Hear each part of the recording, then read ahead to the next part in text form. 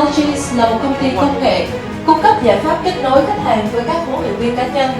Everfit chọn Đà Nẵng là điểm đến tiếp theo vì Đà Nẵng là một thành phố đáng sống và là một nơi phát triển công nghệ tốt. Buổi lễ khai trương ngày hôm nay chính là điểm khởi đầu cho sự phát triển sau này của công ty Everfit Technologies.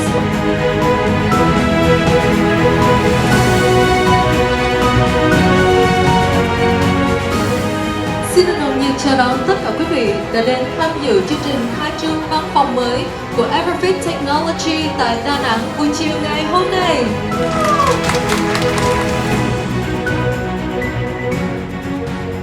We started with a dream to make personalized coach fitness more accessible to people around the world. Growing up in Vietnam and working and living now in Silicon Valley, I want to share the dreams that we hope to achieve through Everfit in the next 5 years.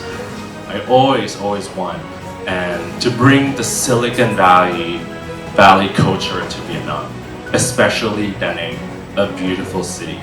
We want to really bring in the spirit of innovation and to inspire, to collaborate, to create, to be bold and pursue your dream, explore your potential.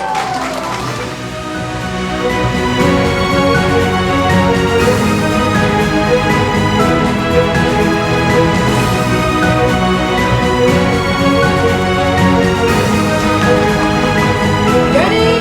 3, 2, congratulations! Kính thưa quý vị, kể từ bây giờ Everfit Technologies tại Đà Nẵng chính thức đi vào hoạt động. Trong thời gian sắp tới, Everfit Technologies hy vọng rằng sẽ luôn nhận được sự tin tưởng và tín nhiệm của quý khách hàng.